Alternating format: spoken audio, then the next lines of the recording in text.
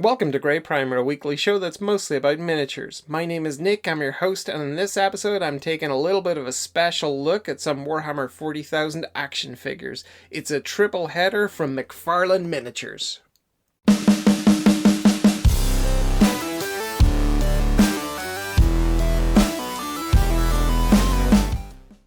So we've got the Space Marine Primaris Intercessor Artist Proof, we've got the Adepta Sororitas Battle Sister Artist Proof, and then I think it's a Lieutenant or Captain, Blood Angels Primaris Lieutenant, or Lieutenant, over here.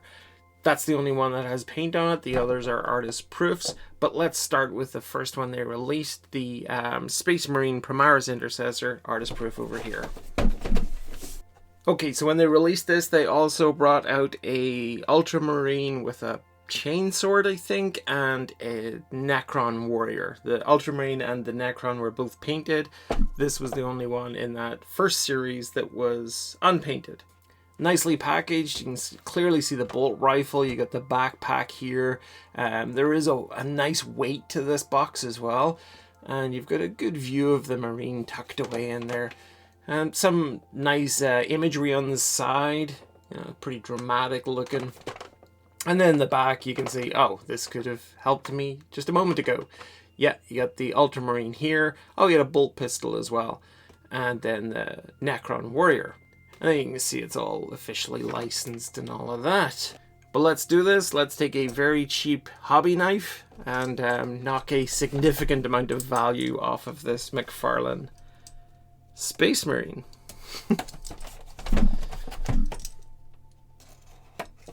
Okay, let's check this out. Oh, there's more.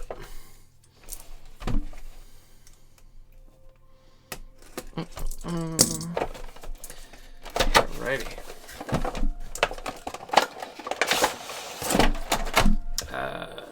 Nothing interesting about the box. And this is looking pretty nice. It's in this plastic and then cardboard, and it's got a whole bunch of these little ties and things at the back. So I'm just gonna make sure that I unclick everything. Okay, looks like they're at the end of like a double piece of rubber.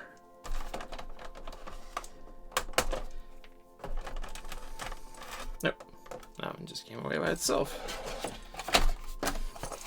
Okay, at the back of the packaging there's a tiny little stand for it with Warhammer 40,000 branding on it, and it is the new type. Is that the new type branding? Yeah, it is. So the new brand on it there as well. Okay, so what do we got? Got a chunky backpack. This is just like, I mean, you hear this? Really solid stuff. Lots of space here if you wanted to add like decals, if you want to add like different effects and things. I think the beauty of these big action figures is you can turn them into whatever you want. I mean, yeah, for sure, you could put like decals or freehand some painting stuff onto there, or stickers or whatever you want to do.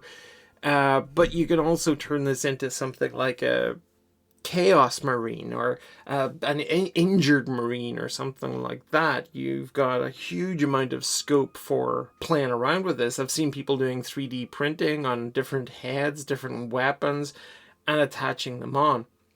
People have 3D printed different pauldrons and other armor pieces to turn this into something completely phenomenal looking. I mean, even the standard bolt rifle here, which is glorious in every possible way. Yeah, it's got an amazing looking purity seal. It's got this Aquila, but there's nothing to stop you sanding those off or dremeling those off and getting your cornate symbols on, or Nurgle or whatever, and turning this into something spectacular and heretical. I'm very glad to see that the barrel is drilled there. That would have been a job, but look at that. I think there's no trigger in there. But there is a nice hand grip, nice sculpted hand grip. There's a charging handle here. Got a scope, a rail up top, little iron sights. And yeah, really nicely detailed rifle. It looks great. And there's a heavy mold line running all the way through it here, so that'll need trimmed off. But apart from that, it's super solid, and yeah, loving that rifle. Okay, let's get him out of here. There we go. Wow, he's heavy. I just can't get across how, I wish I could get across how solid this thing feels. It's just really, really nice. It's just got a nice density to it. There's something about it. Let's see what the articulation is like. I imagine it's going to be a bit stiff to start with. No, it is not bad. Good feet and legs. The skirts move. They flex like rubber more than being articulated. Arm's pretty good though. Elbow, yeah, cool. You got wrists there. The hands are not articulated, but the gesture is pretty cool. The way that the hand is being posed there. The head has got quite a bit of movement. Decent movement in the waist. And the other arm has it like the hand is in more of a grip. So you can slot weapons in there. And you have a massive chunk out of the back of it here, I'm assuming for the backpack. And that feels like a fairly confident grip on it there. I mean, for as heavy as this figure is, I'm really having to shake it to try and dislodge that. And it probably will take a wiggle. Yeah. So that's really cool, that once that backpack is on, it's there to stay while you sort of pose and play about with this. But he is great. That is just a big win. What a great figure. And then scale-wise, here's a normal Primaris Marine. And let's just bring this guy into frame. Yeah. So there you go. There's the scale.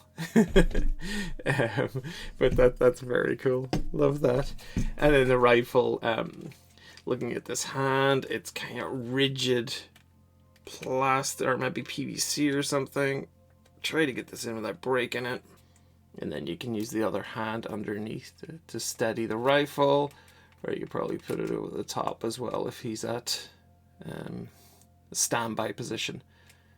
That's just lovely. Okay, let's move on. Alright, so here's the Adepta Sororitas Battle Sister Artist Proof. And again, looks like well contained inside the box. Some nice art. Let's line it up with the other one. And with the other one, yep, thematically consistent there, so that's lovely to see. I wonder, is the Blood Angel the same? Yeah, even though these are artist proofs, it still looks good with the three of them beside each other. Isn't that just lovely? And I think this came out of the second series, which also included the painted Battle Sister here, the artist proof Hellblaster Marine with the Plasma Incinerator, and then the Blood Angel's Hellblaster as well. Let's once again unsheathe the blade of value reduction and get this opened.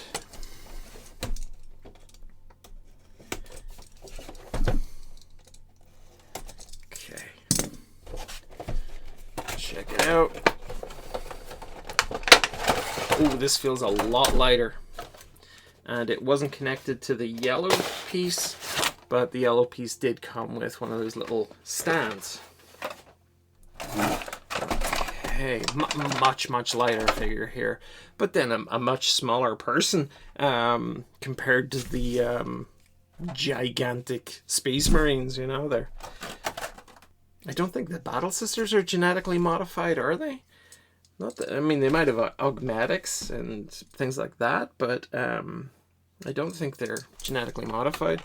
Not like the hulking brutes of the Space Marines. Okay, let's find all these tags. Okay, let's start with the chainsword. Oh, that is glorious. A little vent or something in the back here. That's like a little exhaust port for when you're running this thing and just all the red mist is coming out the back. But this is beautiful. Beautifully sculpted. Again, really solid. Let's have a look at that bolt pistol. And again, I'm grateful of the drilled barrel here. I don't see as obvious a mold line. Oh, there's one there, all right. But I think it'll be a very quick run over with a hobby knife, a sharp hobby knife. We'll take that off. This plastic does feel like it has rubber in it as well. It feels like a more solid version of like a Reaper miniature or WizKids miniature.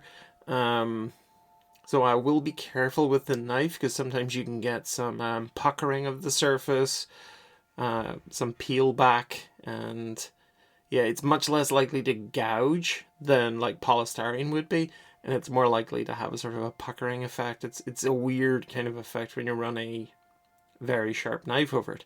But anyway, I'll be careful, take it easy. A really nice rifle, a bolt pistol there, and very, very cool.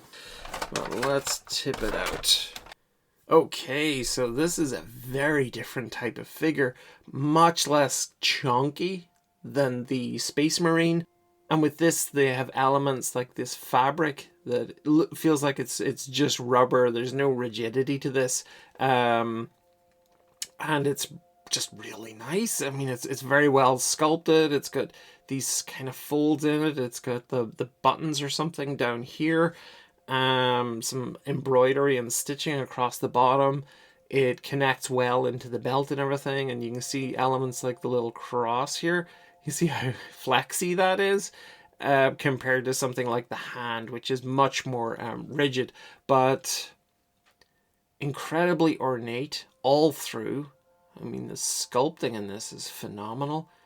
The grenades, the pouches, and all the way around. The backpack there. Oh, I've just realized the backpack is attached in this one. I wonder, does it come away?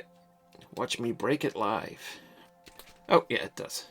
Okay, just this little connector here. And again, a really solid fit. Lovely stuff. Let's just check out the articulation. What have we got in the leg here? Because they've used these more rubberized elements around the waist, it allows them to flex out of the way when the hip joint here is moved. But I'm just noticing actually the little clips and everything on the armor plate as it attaches to the person. And that level of detail is fantastic. Look at the little buckles and everything there. And on the knees, there's the skull with the star symbol behind it, which is another one of the famous icons of the Adepta Sororitas. You've got decent enough hip movement there. Oh, and the toe comes up. That's very cool and unexpected. That's great. There's wrist movement there. Elbow, I'm not sure if that rotates. Not the same way as the Marine did, but it feels like this one is a little bit more restricted by the ornate armor. But I still feel that it's supremely posable. The only thing I'm not a huge fan of is the helmeted head. I know you can make this look spectacular with paint and stuff, but I think a interchangeable head would have really elevated this figure. But saying that as it is, it's very cool. And I'm not at all disappointed. Okay, let's go on to the Blood Angel's Lieutenant. So here it is. And it looks glorious. It's just such a splash of color, especially with all the gold as well as the red, compared to what we've just been looking at. We saw the spine of it before, and this actually came out in the second series too, so where you have the Hellblaster in Blood Angels and Proof, and then the Adepta Sororitas in full color as well as the Proof. This was what they called gold or something? Yeah, the gold label collection. So let's get this all opened up. Okay. Definitely more weight to this one as well. This feels much more like the first Marine. The same standard base in there. So I'm going to look at the components I already know. So here's the backpack. So there's nothing different about the backpack. It's either a base coat or it's just made in red plastic or PVC or whatever this is. Got this headpiece thing, I guess. Looks kind of flimsy, so I'm not sure how well that will stay on top of our brother of Sanguinius here, but it looks kind of cool. Okay, let's have a look at the plasma pistol power sword.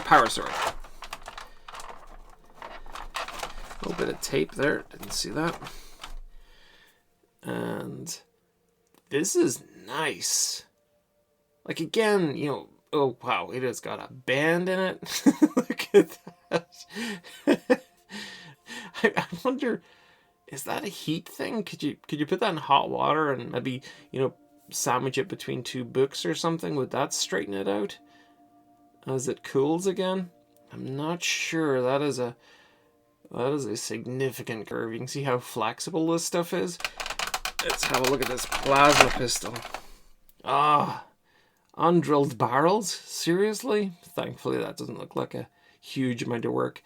The glow is cool, understated, but still cool. And again, it feels like it's a base coat job here, and you could then add some more interesting elements to that. A bit of flash there underneath, and some mold lines, but not a huge amount of work.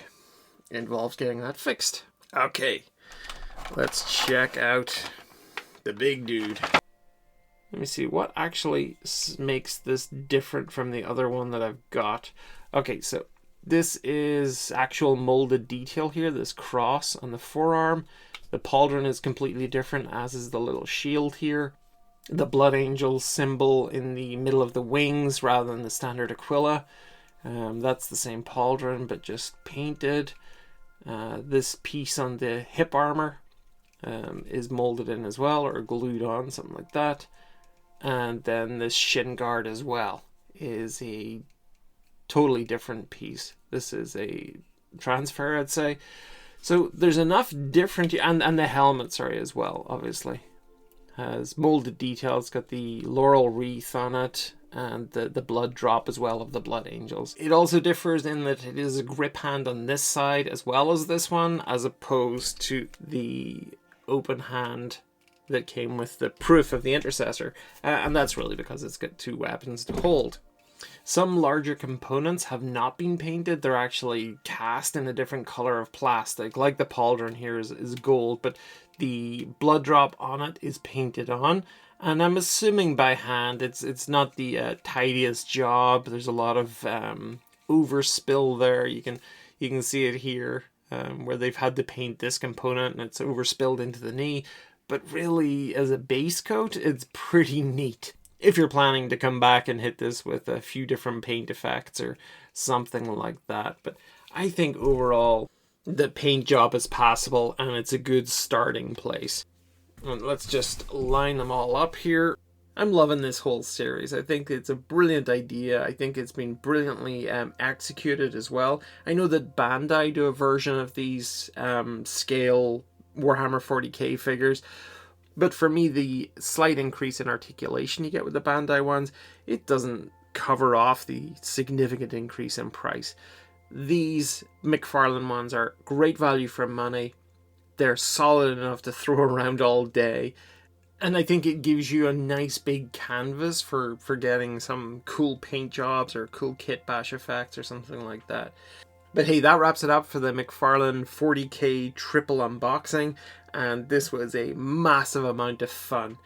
For any serious toy collectors out there, you might be able to tell me in the comments just how much value I knocked off these 3 action figures during this video. But I think it's worth it, whatever it is, because they're cool to hold. They've got a lovely, like I said at the start, a density to them, a solid feel. They're just really neat to pose as well. And the weapons are just magnificent.